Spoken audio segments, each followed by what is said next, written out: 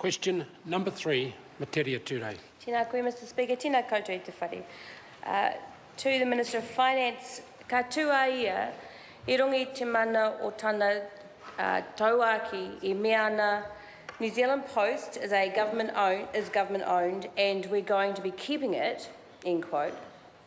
Mehemea ka pērā a ia, ka pēhea tētahi paku whakawehenga nei. The Honourable Bill English. Mr Speaker, yes and yes. Supplementary question, Metiria Turei. Has he asked the Treasury to work on? Has he asked the Treasury to work on any options or costings for the full or partial privatisation of either NZ Post or Kiwi Bank?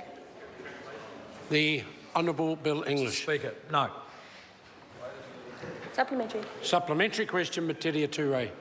Has he discussed at any time with the board of NZ Post that privatisation or partial privatisation could be an option? And if so, when did he do that? And email. Order. The Honourable Bill English. Mr Speaker, no. Supplementary. Supplementary question, Metiria Turei. Thank you, Mr Speaker. Can he guarantee Kiwi Bank customers that their bank will remain 100% New Zealand owned? The Honourable Bill English. Yes. Supplementary. Supplementary question, Metiria Turei. Thank you, Mr Speaker.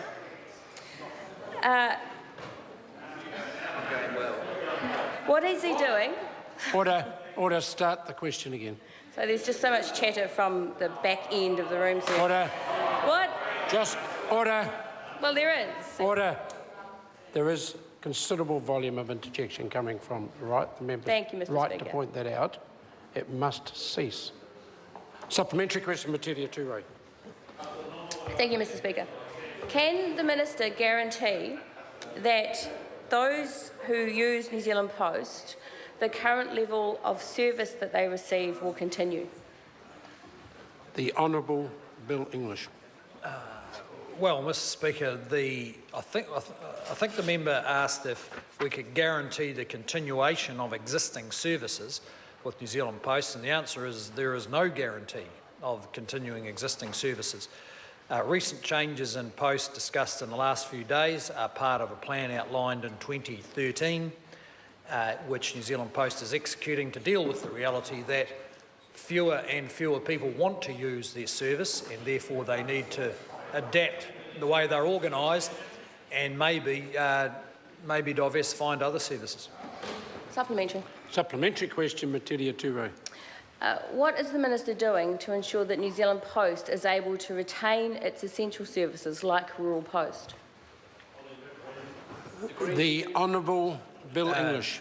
Well, Mr Speaker, the Greens could contribute by stopping using email and using envelopes. And Post has had a bit of a boost recently from the flag referendum, actually. Many millions of dollars worth of business directed to them. Millions of dollars worth of business directed to them by the government. Mr Speaker, the Rural Post is governed to some extent by the relevant agreements with New Zealand Post, and we have had no intention to change those in the short term. Supplementary question, David Seymour. Can the Minister reassure taxpayers that they are not about to take a solid energy style haircut with respect to New Zealand Post? The Honourable Bill English. Well, Mr Speaker, there may be a limited appetite for that style of haircut, but for the solid energy style of haircut, look, it is tricky. It is tricky, quite a challenge for New Zealand Post and the government as its owner on behalf of taxpayers to retain ownership of it at the same time as see the business declining rapidly. There's no doubt New Zealand Post is worth a lot less than it was a few years ago, and that is by political consent of its owners. That is, its owners want to retain ownership.